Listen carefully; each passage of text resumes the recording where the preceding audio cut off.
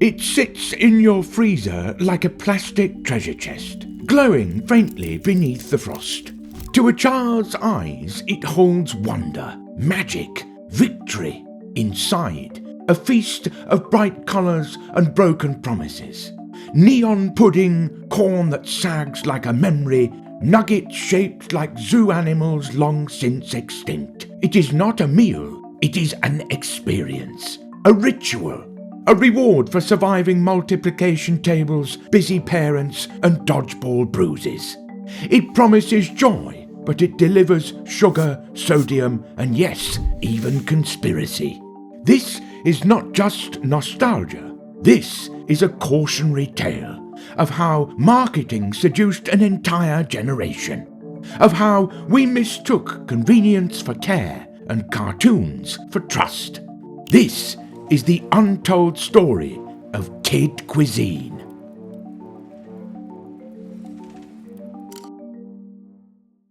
In the frozen wilds of suburban kitchens, buried beneath frostbitten ice cream and glow sticks, lies an artifact of another time. Encased in a thin blue sarcophagus, it waits. To the untrained eye, it appears innocent, even delightful. But this is no mere meal. This is Kid Cuisine, a plasticky Pandora's box of food product and something loosely defined as a brownie. To understand how we arrive at this culinary crossroads, we must journey back to the dawn of a new age. The year is 1953. Swanson, a meat processing company on the brink of obscurity, stumbles upon salvation in the form of aluminum and convenience. The frozen dinner is born. A neat, compartmentalized tray of turkey, mashed potatoes and peas, marketed to the modern American family as the future of dining. No prep, no mess, just pop it in the oven and ignore your children. For a time, it works. The TV dinner becomes a staple. Many others try their hand at this revolutionary piece of culinary technology, a symbol of domestic innovation. A quiet revolution humming inside the ovens of a post-war America. But there is one demographic yet unconquered. One group that resists the lukewarm vegetables and reconstituted gravy. The most profitable demographic of all. Children. There are attempts, brave misguided attempts, to woo the young. From the industrial kitchens of Libby's, a strange innovation is born. It is called Libbyland. Libbyland is not merely a meal, it is a full sensory experience, wrapped in blinding yellows and reds, screaming with cartoonish abandon. Pirate picnic, sea diver's dinner, safari supper. Each name evokes an adventure, but what lies inside is something far more unsettling. A compartmentalized tray, within it rubbery hot dogs, watery corn, a pudding-like substance whose flavour profile suggests both chocolate and mild nausea. This is not food as we know it, this is performance art. And yet the children devour it. To kids, a hot dog is still a hot dog. Meatballs are still meatballs. Their poor, budding palates don't know the difference. Of course, it's not just about the taste anyway, it's about the experience. The box contains games, trivia, puzzles, tiny psychological distractions designed to mask the blandness within. It is crude, it is clever, it is chaos in a tray. Libbyland vanishes within a few years. The time is not right. You see, it's the 1970s. Media and products aimed at children have yet to reach their peak. It is a powerful formula that is, unfortunately for Libbyland, still very much in its infancy. But its strange energy lingers. Some time passes. Regulations on advertising to children have been greatly loosened. Cartoons of the 1980s are created with the sole purpose of selling toys to kids.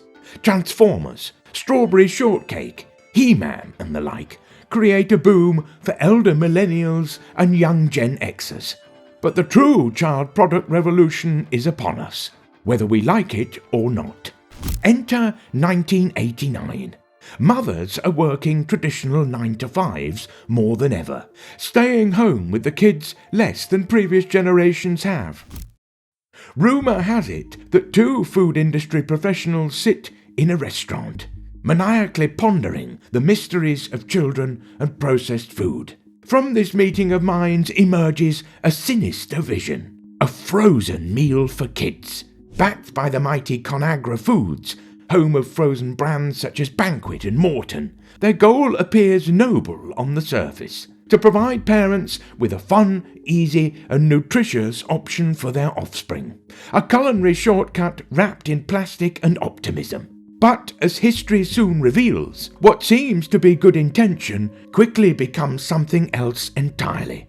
Something breaded, something brightly coloured, something that stains both your microwave and your memory. Thus, in the dawn of the 1990s, Kid Cuisine is born. Not from a test kitchen, but from a lunch table and a dream.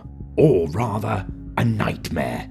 A nightmare that will haunt freezers for decades to come. Sold to children as a reward for enduring the treacherous jungles of the public school system, Kid Cuisine positions itself as the apex of after-school luxury.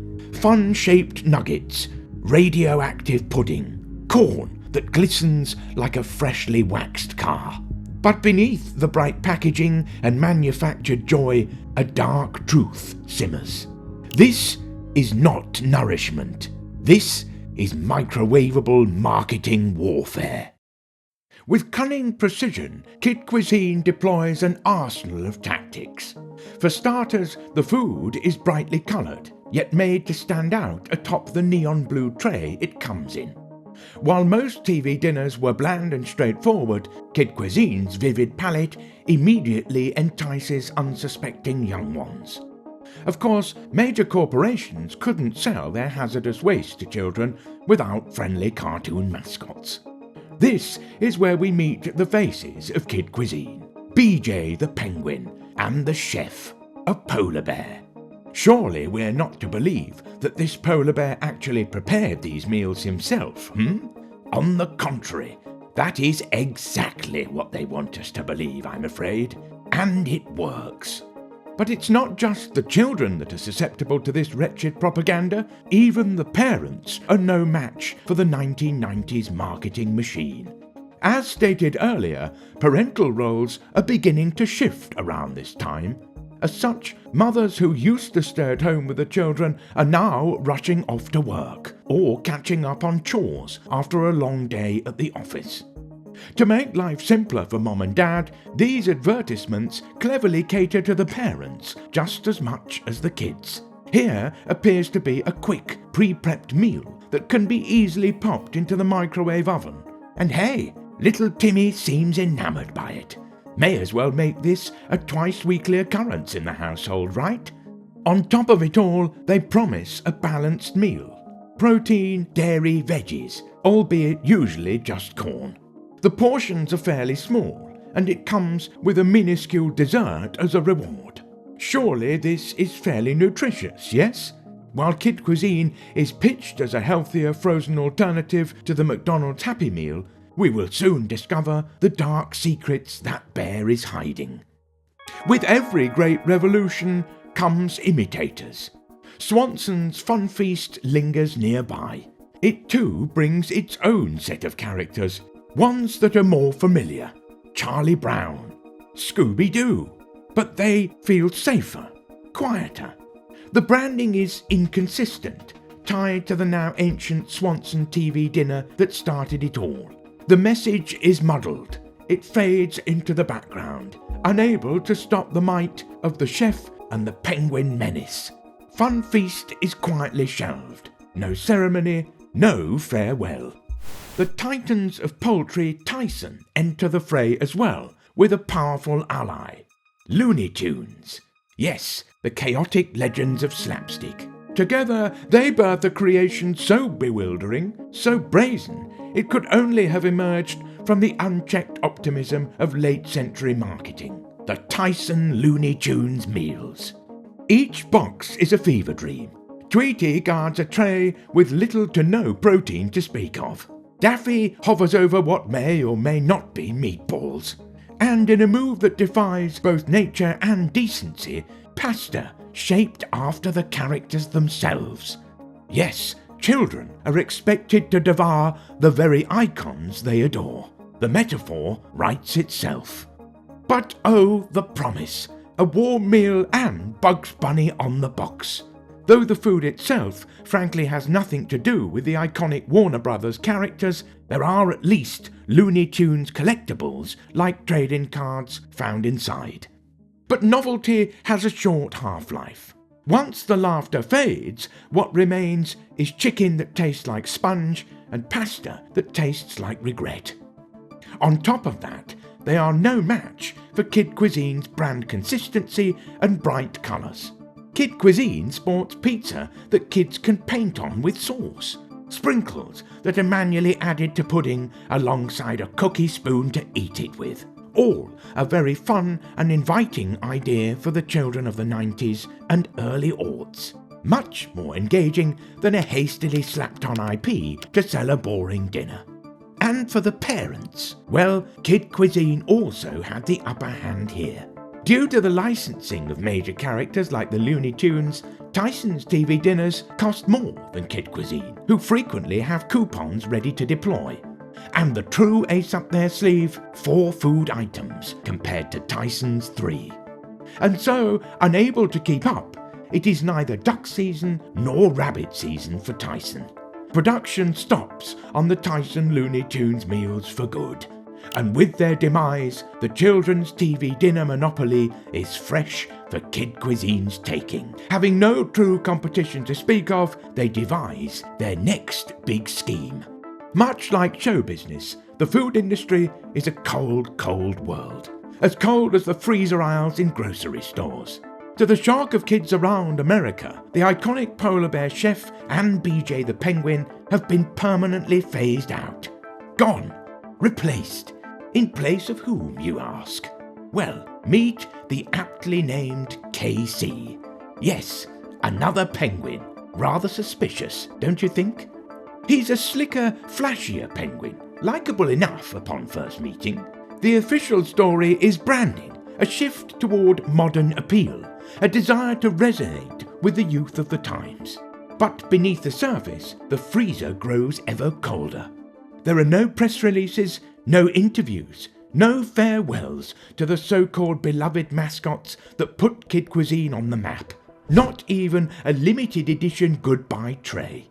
One day, BJ and the chef are there, the next, they're ghosts, left to collect freezer burn deep in the back where no one can hear them scream. Some go along with the official story, that the characters were simply retired, written out like yesterday's leftovers and left to play dominoes in the void, alongside the likes of the corrupt Mayor McCheese and Pizza Hut Pete.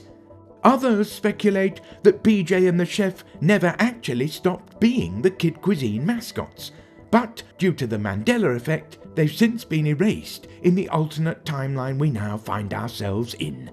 Still, there are whispers among the kids of America.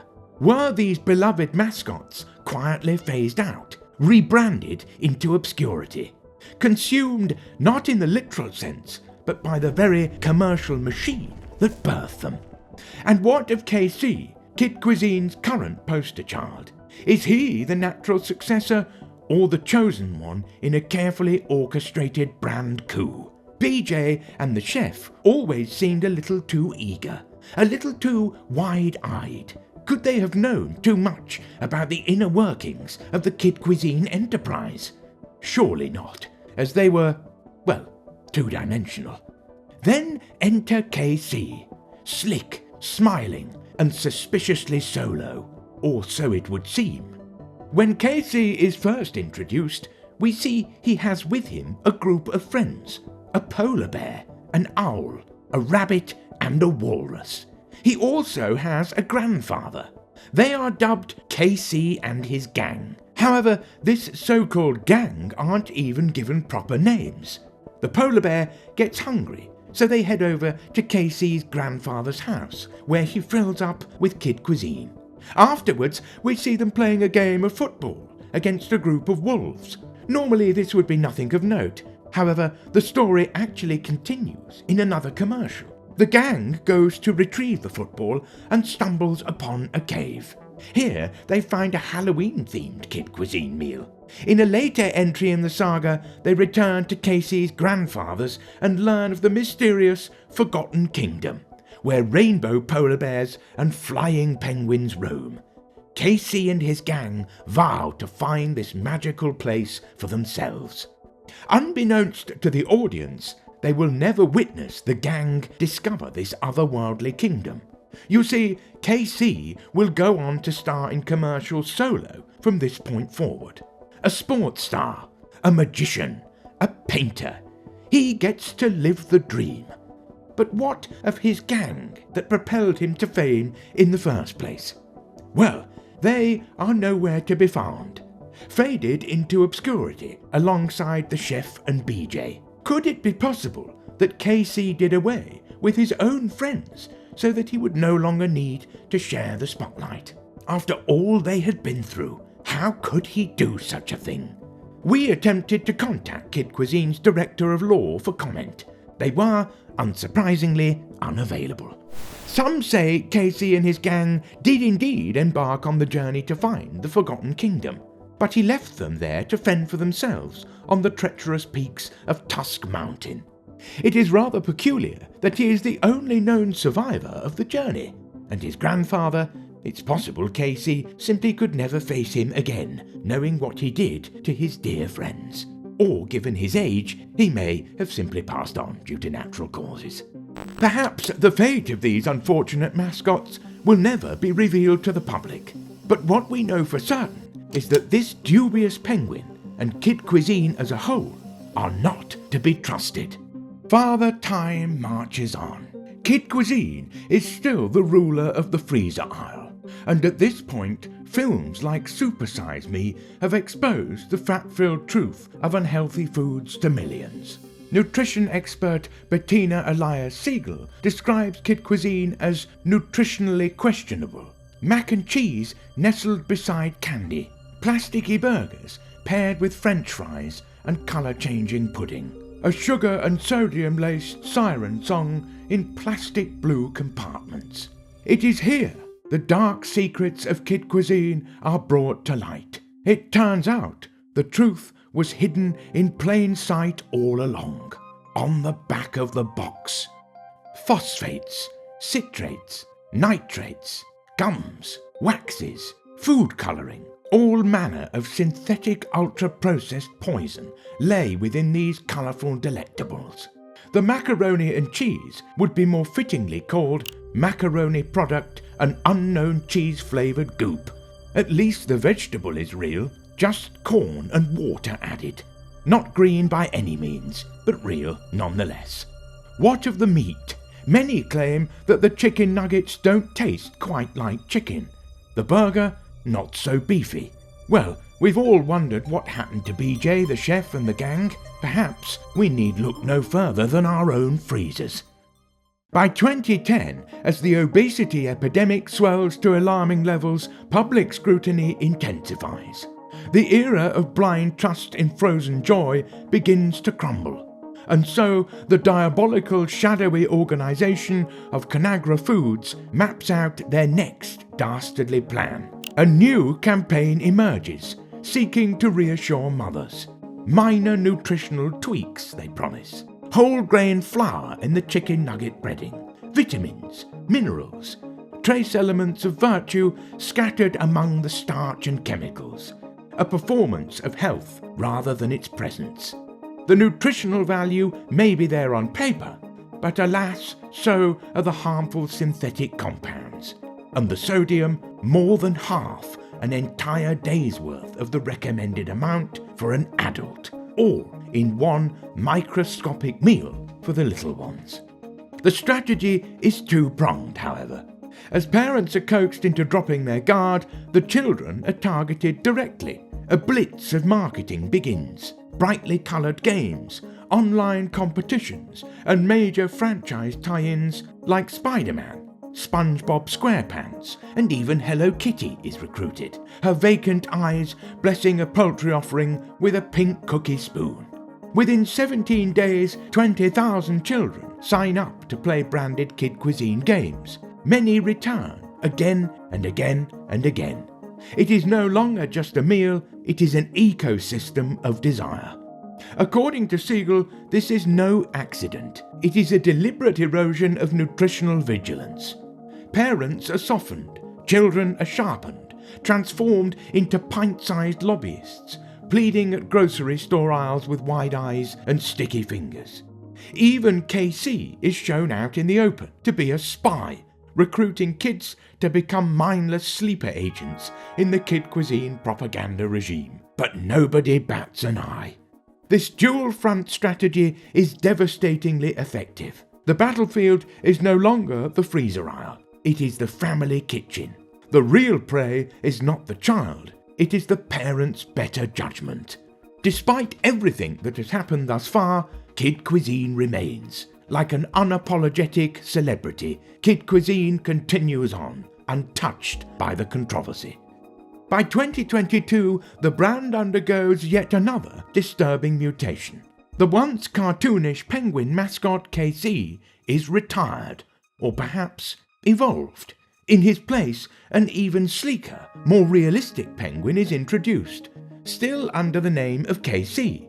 Less personality, more marketing data. Once again, Conagra thinks us fools. It is clear that they will dispose of anyone who no longer serves their agenda. This new KC is unquestionably a different penguin entirely. People are not buying the mainstream narrative that KC simply got plastic surgery. No, it is apparent that he has been replaced with a body double, much like they did with Paul McCartney, Avril Lavigne, and Charles Entertainment Cheese years prior. There are fans who believe that KC had it coming after all he's gotten away with over the years. Others are empathetic to the cartoonish penguin, believing he too was just a pawn in Kid Cuisine's sick, twisted game. No matter the case, this new KC will be done away with eventually, just like all the others, once the times change again, as they always do. Be wary of what's in those chicken nuggets, my friends. KC isn't the only one who's undergone a change. The once playful logo is stripped down, minimalist, modern, as if to signal we're still fun, but we're watching the trends. Yet beneath this rebrand, the overall goal remains the same. Kid Cuisine is still very much a carefully calculated appeal to children's fantasies and parents' fatigue. Kid Cuisine, while still present today, remains a shell of its former self. It is seen as a nostalgic throwback, rather than an active player in modern kitchens. Younger millennials begin having offspring of their own. Bordering on Generation Z, these new parents were raised on memes, oat milk, and terrifying historical events seemingly happening every 15 minutes. They reject the old gods. They demand quinoa. They flirt with tofu. They read ingredients labels for fun. The world changes. Organic food begins to rise as well. Clean eating becomes not a niche, but a cultural movement. Suddenly, pudding with sprinkles that turn green isn't magic. It is what it always has been, artificial dye. And so, Kid Cuisine fades. Still alive, to be sure, but quiet, more timid. Once the monarch of microwave meals, it now lingers as a ghost of childhood convenience. Nestled quietly beside the Hot Pockets and frozen peas, its presence is felt only by those chasing a fleeting sense of nostalgia, or by children whose parents are, perhaps, having a very long day. At its peak, Kid Cuisine dominated, a symbol not of nutrition, but of elementary school prestige. Taste is secondary. What matters is the brownie, the colour-changing pudding, the blue tray that whispers, "My parents let me eat this." At the cost of health, it embraced kids' sense of wonder and fun. Despite the drama behind the scenes with its spoke penguins, Kid Cuisine stood tall as a leader in its field for decades, unlike many failed brands of its ilk. Though health consciousness has become more commonplace in the modern era, so too have hard times. Grocery prices are astronomical. Rent and mortgages are at an all-time high. People are taking out loans for Chipotle burritos. While there have been advancements in health food accessibility, organic meals are still harder to find and more expensive on average than their ultra-processed counterparts. In tandem with the financial hardships of the Western world in the 2020s comes longer work hours just to make ends meet. It is unlikely that parents will have the time, energy, and mental bandwidth to prepare a home-cooked meal every single night. With these two factors combined, it stands to reason that kid cuisine, while not the cultural juggernaut it once was in its heyday, will be here to stay for the time being as a cheaper and more convenient option for mums and dads who have fallen on difficult times. For millennials and Gen Z, it will forever be a frostbitten reminder of a time when food was fun, nutrition was negotiable, and the greatest joy was a tray that smiled back. Whether that smile was benevolent or malevolent, we'll let you decide.